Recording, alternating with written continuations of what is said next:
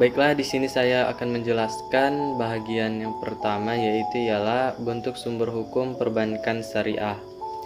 Baiklah, bahwasanya Al-Quran adalah sumber pertama dan yang paling utama bagi ekonomi Islam. Oleh karena itu, Al-Quran adalah sebagai sumber hukum dalam perbankan syariah yang di dalamnya terdapat al-ihwal yang berkaitan dengan ekonomi, dan juga terdapat hukum-hukum dan undang-undang diharamkannya riba. Nah, kemudian peraturan-peraturan mengenai bank syariah di Indonesia pertama kali adalah Undang-Undang Nomor 7 Tahun 1992. Nah, bank syariah pada masa ini masih berbentuk bank perkreditan rakyat. Kemudian 6 tahun selanjutnya, tepatnya melalui Undang-Undang Nomor 10 Tahun 1998, dilakukan penyempurnaan terhadap peraturan perundang-undangan sebelumnya. Pada sumber hukum yang satu ini diberikan penjelasan yang terelaborasi mengenai pengertian serta prinsip-prinsip bank syariah. Kemudian peraturan perundang-undangan ini pula yang menjadi cikal bakal sumber hukum syariah yang cukup kuat. Nah, kemudian sumber hukum bank syariah selanjutnya yang masih digunakan hingga saat ini ialah Undang-Undang Nomor 21 Tahun 2008 tentang perbankan syariah. Kemudian adapun hal-hal yang dihindari berdasarkan sumber hukum bank syariah, yakni diantaranya ialah riba, maisir, gharar, kemudian haram. Nah, inilah penjelasan mengenai sumber hukum bank syariah yang wajib kita ketahui bersama, yang dimana saat ini peraturan perundang-undangan yang berlaku dan mengatur mengenai bank syariah adalah Undang-Undang Nomor 21 Tahun 2008 tentang perbankan syariah. Dengan diterapkannya peraturan tersebut, maka peraturan perundang-undangan yang sebelumnya adalah sudah tidak berlaku lagi. Nah, sumber hukum perbankan syariah nasional dapat dilihat secara umum dan secara khusus. Dasar hukum secara umum artinya segala bentuk peraturan perundang-undangan yang terkait dengan aspek hukum perbankan syariah yang secara hierarki antara lain, yang dimana ada Undang-Undang 1945 dengan mengatur tentang perekonomian negara dan prinsip demokrasi ekonomi. Kemudian ada Undang-Undang RI Nomor 7 Tahun 1992 tentang perbankan, bagaimana telah diubah dengan Undang-Undang RI Nomor 10 Tahun 1998 tentang perbankan. Nah, mungkin cukup begitu saja dari saya yang akan diperjelas ataupun dilanjutkan oleh rekan-rekan saya. Sekian dari saya. Assalamualaikum warahmatullahi wabarakatuh. Perkenalkan, nama saya Anissa Aliyah, NIM 0501192052. Baiklah, di sini saya akan menjelaskan materi bagian B, yaitu dasar hukum perbankan syariah. Bank syariah yaitu bank yang beroperasi sesuai dengan prinsip-prinsip dasar syariah, yaitu yang bersumber dalam Al-Quran dan hadis. Selain itu, bank syariah juga bermakna yaitu tata cara pengelolaannya sesuai dengan ketentuan-ketentuan syariah, khususnya yang menyangkut tentang tata cara bermuamalah secara Islam, agar ketika kita bermuamalah di dalamnya tidak terdapat unsur-unsur riba. Maka dari itu, bank syariah melakukan sistem bagi hasil atau disebut dengan nisbah dan pembiayaan perdagangan. Jadi, dasar hukum yang utama pada pengoperasian bank syariah yaitu terdapat pada Al-Quran surat Al-Imran ayat 130 yang berbunyi, "Hai orang-orang yang beriman, janganlah kamu memakan riba dengan berlipat ganda, dan bertakwalah kepada Allah supaya kamu mendapatkan keberuntungan." Jadi di dalam ayat tersebut sudah sangat jelas bahwasannya kita sebagai manusia dilarang untuk melakukan riba. Barang siapa yang melakukan riba, maka ia termasuk golongan orang-orang yang kafir. Dan barang siapa yang tidak melakukan riba, maka Allah akan memberikan nikmat kepada orang-orang tersebut. Jadi kita sebagai manusia hendaknya menjauhi segala larangan-larangannya dan mematuhi segala aturan yang diberikannya, agar kita menjadi orang-orang yang beruntung. Selanjutnya, dasar hukum yang kedua yaitu hadis riwayat Muslim, yang artinya telah menceritakan kepada kami Ummad bin Sabah dan Zubair bin Hab dan Utsman bin Abu Syaibah. Mereka berkata, telah menceritakan kepada kamu Hisham, telah mengabarkan kepada kami Abu Az-Zubair dari Jabir. Dia berkata, Rasulullah melaknat mereka pemakan riba, orang yang menyuruh makan riba, juru tulisnya dan saksi-saksinya. Kemudian dia berkata, mereka semua sama. Mungkin itu saja penjelasan materi dari saya mengenai dasar hukum perbankan syariah. Kurang dan lebihnya saya mohon maaf. Selanjutnya saya kembalikan kepada moderator.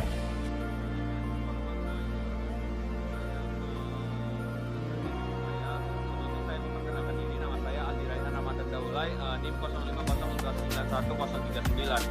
Saya akan menjelaskan tentang tinjauan politik kelembagaan perbankan syariah.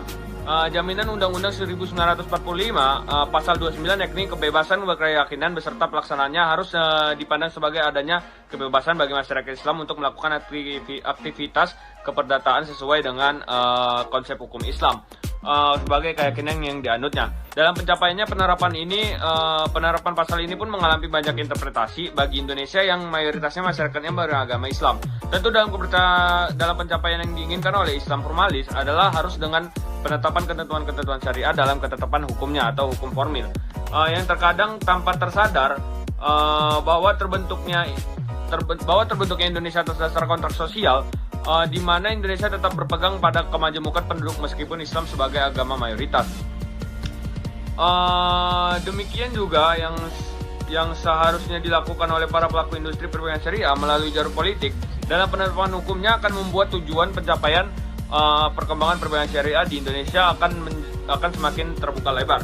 Hal ini telah dipraktikkan oleh Artaloka pada masa disahkannya Undang-Undang Nomor 7 Tahun 1992 tentang perbankan. Langkah-langkah yang perlu dicapai di atas telah tercapai secara komprehensif, maka orientasi bank syariah harus dikonsentrasikan penuh untuk peningkatan kualitas SDM, manajemen risiko, pengembangan bisnis, peningkatan kualitas pelayanan, perluasan jaringan kantor, pengembangan bisnis, terus pengembangan teknologi informasi dan sistem informasi, dan permodalan. Dari deskripsi yang telah saya sebutkan tadi, ada dua pandangan berbeda mengenai industri atau lembaga perbankan syariah di Indonesia. Yang pertama, perbankan syariah ini dianggap sebagai lembaga keuangan yang futuristik. Jika perbankan syariah mampu menerapkan regulasi yang telah ditetapkan, dia mampu meningkatkan kualitas SDM-nya. Yang kedua, regulasi yang ada saat ini sudah cukup bagus menurut saya, serta tidak lepas dari dukungan pemerintah, para ulama, dan regulasi Bank Indonesia yang terus mengakomodasi kebutuhan regulasi industri dan membuka kesempatan yang lebih luas kepada perbankan dan investor untuk menjalankan kegiatan usahanya di bank syariah. Dalam menyusun peraturan bagi perbankan syariah ini, Bank Indonesia bertujuan untuk mewujudkan pertumbuhan bank syariah yang sehat dan patuh pada prinsip syariah, baik manajemen maupun regulasi yang mendukungnya, sehingga dalam menjalankan aktivitas lembaga perbankan syariah tidak lagi hanya berorientasi pasar, akan tetapi lebih jauh sebagai lembaga keuangan yang mempunyai karakteristik penerapan syariah secara menyeluruh tanpa ada politisasi poin-poin syariah di dalamnya. Karena secara umum perbankan syariah itu mulai dari pendekatan politik, landasan hukum, efektivitas pengawasan dalam kelembagaannya telah mengalami perkembangan yang sangat pesat. Meskipun ada perbaikan sedikit kelembagaan pengawasannya yang memang harus berbeda treatmentnya dibandingkan dengan keperlakuan terhadap perbankan konvensional. Karena industri ini terkait dengan syariah dan masih muda. Ketika kemudahan itu tidak ada, janganlah ditafsirkan menghambat perkembangannya. Sekali lagi harus dicamkan ini high-like regulated industry. Terlebih lagi industri ini terkait dengan syariah. Tentu sewajarnya paradigma ini terus dipegang bila seluruh stakeholders perbankan syariah ingin selamat di dunia dan akhirat. Ini merupakan amanah yang harus kita pertanggungjawabkan kelak. Dengan demikian, dalam hal sebaiknya kita melihat gambaran yang lengkap mengenai regulasi Bank Indonesia, tidak secara parsial atau segmentasi. Adanya anggapan bahwa Bank Indonesia itu menghambat perkembangan bank syariah merupakan informasi yang sangat miss kepada masyarakat, dan apalagi informasi tersebut itu tanpa didukung oleh data yang akurat. Khususnya dalam pembukaan bank syariah, Bank Indonesia telah menyediakan regulasi yang cukup memadai untuk pendirian baru, konversi, dan membolehkan bank umum konvensional membuka kantor bank syariah. Dengan regulasi tersebut, pertumbuhan bank syariah itu pada periode tahun 1999 hingga 2004 terus meningkat. Demikian pula pertumbuhan jaringan kantor dan volume usaha menunjukkan pertumbuhan yang sangat pesat. Mungkin itu saja yang bisa saya jelaskan. Lebih kurangnya saya mohon maaf. Nama saya Fajira Salsabila, NIM 0501191014. Di sini saya akan melanjutkan materi selanjutnya, yaitu tentang regulasi perbankan syariah. Jadi, regulasi untuk perbankan syariah adalah tantangan bagi otoritas agar dapat memahami dan menyeimbangkan antara pengawasan yang efektif dan memfasilitasi industri untuk pertumbuhan dan pengembangan lebih lanjut. Fungsi utama dari regulasi terhadap perbankan adalah alasan sistematik. Begitupun halnya dengan perbankan syariah. Regulasi terhadap perbankan syariah sangat dibutuhkan sebagaimana halnya terhadap perbankan konvensional. Kebutuhan regulasi ini diantaranya agar bank memiliki stabilitas keuangan, stabilitas moneter, menjaga persaingan antar bank, dan inovasi produk perbankan. Yang paling penting, alasan risiko kebangkrutan perbankan syariah yang tidak bisa diabaikan, terutama ketika operasi bank dijalankan berdasarkan skema two-tier mudharabah, di mana sisi aset dan kewajiban dari neraca bank secara diintegrasikan. Resiko kerugian ekonomi sebagai hasil dari buruknya keputusan investasi yang bisa dikarenakan oleh kombinasi berbagai faktor seperti lingkungan usaha yang rentan, lemahnya tata kelola internal, dan rendahnya disiplin pasar. Secara umum, kerangka regulasi untuk perbankan adalah penting untuk memberi lingkungan yang baik untuk pertumbuhan dan pengembangan industri serta stabilitas sektor keuangan secara keseluruhan. Hal ini sangat relevan untuk perbankan syariah di mana terdapat beragam jenis investasi yang rumit dan harus mematuhi ketentuan syariah dan inovasi yang terus berlanjut beserta implikasi risiko yang terkandung di dalamnya. Ketersediaan regulasi yang sesuai akan berkontribusi pada perbaikan pembinaan dan pengawasan, peningkatan efektivitas kebijakan moneter dan kredit, serta stabilitas dan jaringan pengamanan sistem. Kerangka regulasi untuk perbankan syariah harus mengakomodasi karakter dasar perbankan syariah dengan pada saat yang sama mengatur isu-isu yang umum bagi semua lembaga intermediasi keuangan seperti manajemen kontrak, kepahilitan jaminan, dan pemulihan aset. Regulasi perbankan syariah juga memberi definisi yang tegas tentang lembaga bank syariah sejalan dengan persyaratan perizinan permodalan, cakupan aktivitas, dan hubungan dengan otoritas regulator. Regulasi perbankan syariah juga harus mampu mengidentifikasi, menilai, dan mengolah risiko yang inheren di dalam aktivitas perbankan syariah sendiri. Ialah pengertian bank menurut pasal 1 nomor 2 tahun 1998 yang berubah menjadi Undang-Undang nomor 7 tahun 1992 tentang perbankan.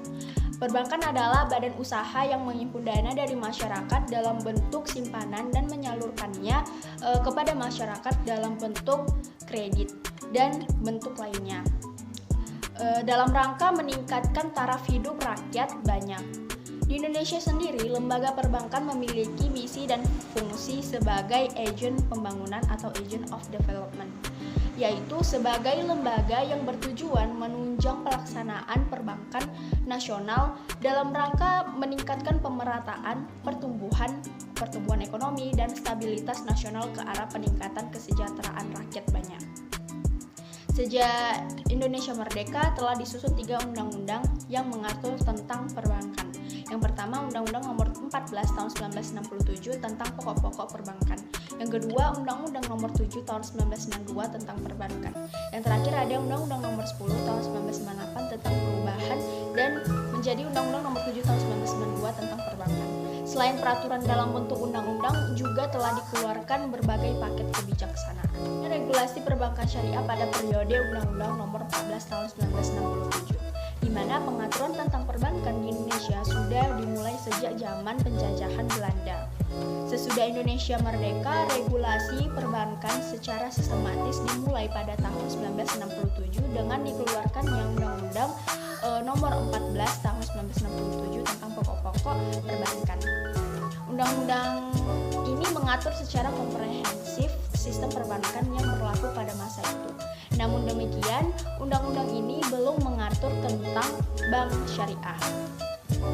Selanjutnya pada periode Undang-Undang Nomor 7 Tahun 1992 dalam rangka penyempurnaan tata perbankan nasional, dikeluarkannya Undang-Undang Nomor 7 Tahun 1992 sebagai pengganti Undang-Undang Nomor 14 Tahun 1967 melalui langkah-langkah yang ditempuh, antara lain yang pertama, penyederhanaan jenis bank menjadi bank umum dan bank pengkreditan rakyat atau BPR, serta memperjelas ruang lingkup dan batas kegiatan yang dapat diselenggarakan.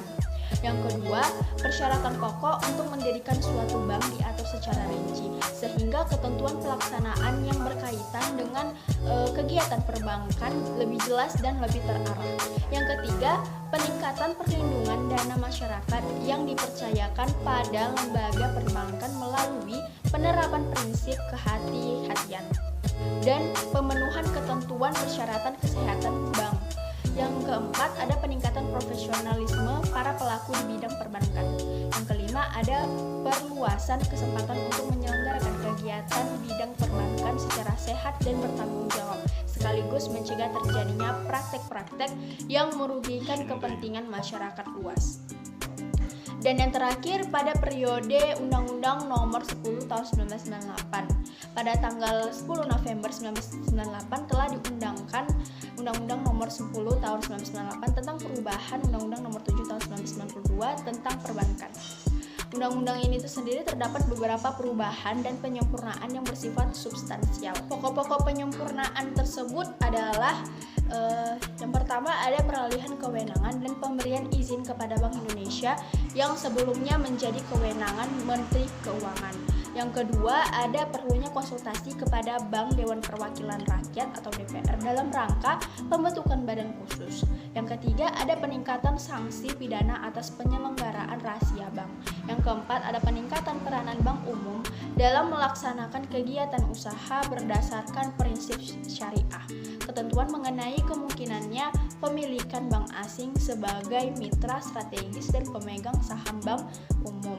Yang kelima, ada peranan bank pengawasan keuangan. Yang keenam, ada pendefinisian lembaga penjamin simpanan. Yang ketujuh, pengesahan sifat sementara bagi badan khusus.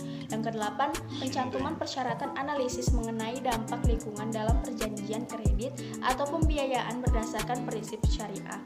Yang kesembilan, perubahan ancaman sanksi pidana berupa peningkatan ancaman hukum. Sekian penjelasan saya mengenai regulasi dari perbankan syariah. Kurang lebihnya saya mohon maaf dan mohon ampun kepada Allah Subhanahu wa taala. Semoga bisa menambah wawasan bagi teman-teman yang menonton. Thanks for watching. Assalamualaikum warahmatullahi wabarakatuh.